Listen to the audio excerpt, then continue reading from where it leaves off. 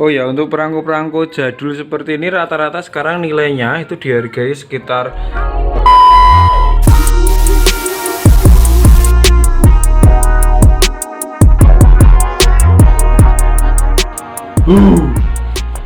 Jumpa lagi dengan Kudo Tarno. Saya menyukai sejarah, kisah, dan antik karena dari situ kita bisa belajar bagaimana manusia bertahan, berjuang, berkembang melalui waktu. Oke, kali ini kita akan membicarakan antik yang lainnya, yaitu hal yang anak-anak muda, pelajar, mungkin bahkan anak-anak kecil, wah itu tidak akan tahu apa itu, yaitu perangko. Nah, bener kan? Nggak tahu kan? Nah, apa itu perangko? Dan bagaimana dan apa fungsinya, mari kita lihat.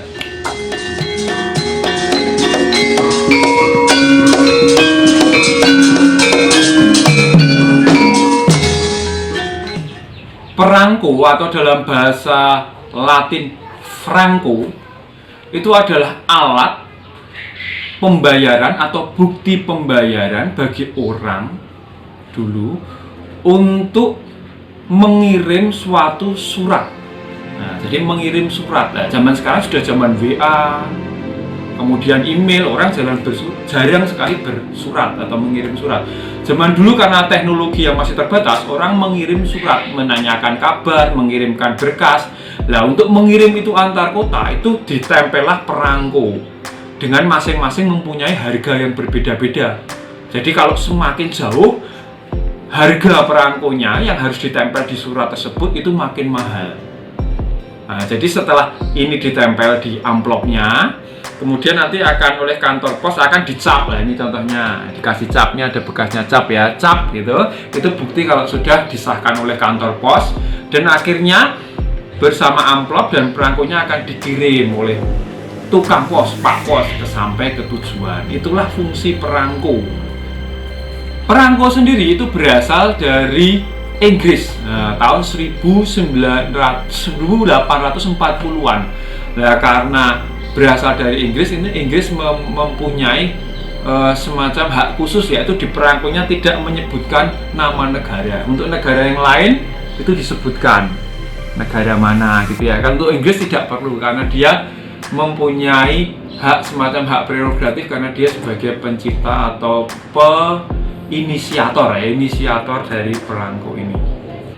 Ini adalah salah satu collectible item loh. Sekarang pun saya yakin juga masih orang-orang yang menyukai perangko ini disebut filatelis. Nah, kemudian hobinya sendiri, hobi filateli itu berarti hobi mengumpulkan dan mengoleksi perangko.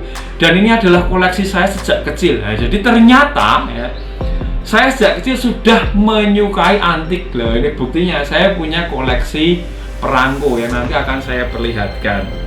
Sebagai collectible item sejak zaman dulu termasuk saya itu mengumpulkan perangko, disimpan dalam album perangko seperti ini. Kemudian kita simpan.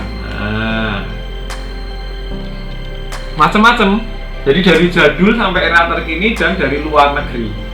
Ini juga nanti akan saya perlihatkan koleksi saya. Tetapi kalau era sekarang, kalau mempunyai perangko yang kuno atau langka, itu banyak yang dipajang di tembok, bahkan ini seperti ini contohnya.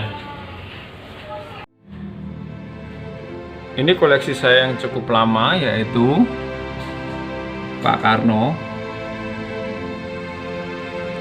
Koleksi Pak Karno dari tahun 60-an, 50-60-an. Kemudian ada pahlawan nasional dan Pak Harto. Kemudian ini koleksi pakaian tema ini ya, perangko tema pakaian adat atau tradisional Nusantara. Oh ya, untuk perangko-perangko jadul seperti ini rata-rata sekarang nilainya itu dihargai sekitar 100-an ribu. Untuk yang tertentu khusus misalnya edisi Pak Karno, Pak Harto itu mungkin bisa mencapai 200-250 ribu untuk per buahnya. Nah, ini koleksi saya yang berupa gambarnya temanya para pemimpin negara. Itu ada George Washington, kemudian dari Raja Thailand, Australia, Hong Kong, Amerika, Spanyol, Iran nih saya punya nih, Iran nih, Belanda. Oke. Gambar-gambar dalam perangko itu tidak hanya pemimpin negara, tapi juga kadang tema atau kejadian atau program kerja pemerintah. Misalnya ini ya, ini dalam rangka pelestarian simpan orang hutan, kemudian ini dalam rangka transmigrasi tahun 80, kemudian ini Rp4,5 ini parasut ya, ini perminyakan. Nah, ini industri perminyakan. Kemudian ini SEA Games ke-10 tahun 79, Thomas Cup di Jakarta tahun 79, ini dibuatkan perangkonya juga saat itu.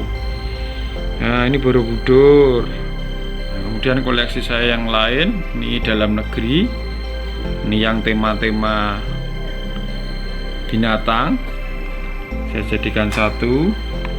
Kemudian ini tema-tema pembangunan dalam negeri juga ini.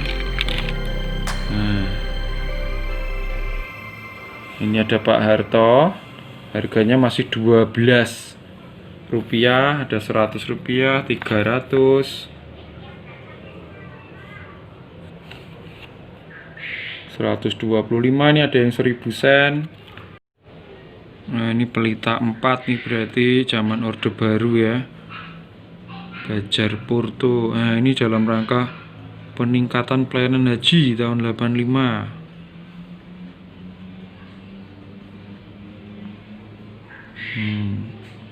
Otomatisasi Indonesia. Nah, ini yang bertema binatang-binatang khas Indonesia. Nah, nuri dada merah, lele, orang hutan, badak bercula 1. Ini tahun-tahun 80 sampai 90-an. Terenggiling tahun 78 ini. Kemudian buku saya yang satunya. Nah, kalau ini yang banyak yang dari luar negeri ini. Dari Nederland, Malaysia. Ini Thailand ya. Itali, Amerika, Malaysia. Ini juga Amerika.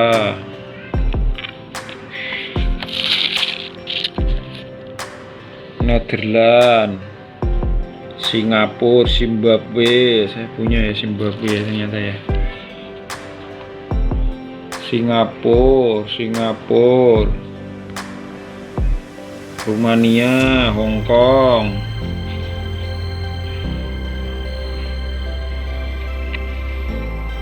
Nah, ini koleksi saya sejak kecil ini. Filatelis ini nanti kita akan selain mencari, membeli, kita juga akan saling bertukar. Nah, yang punya double kita tukarkan dengan sesama penggemar perangko lainnya. Ya, itulah hobi yang unik zaman dulu. Nederland, Austria, Posta Romana. Nah, ini saya juga punya koleksi Pak Harto nih, mulai dari Rp10. Jelas ya. Saya juga punya koleksi Pak Harto nih, dari mulai Rp10, 50, 55, 75. Ini masa-masa Orde Baru semua ini Pak Harto.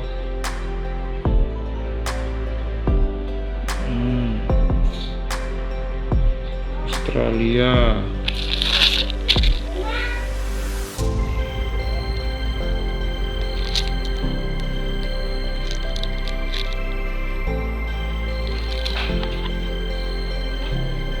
Republik Indonesia. Wah, ini tulisannya masih Republik.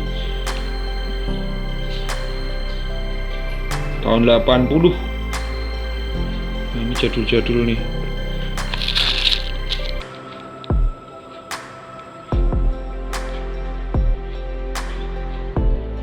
Nah, ini tema SEA Games.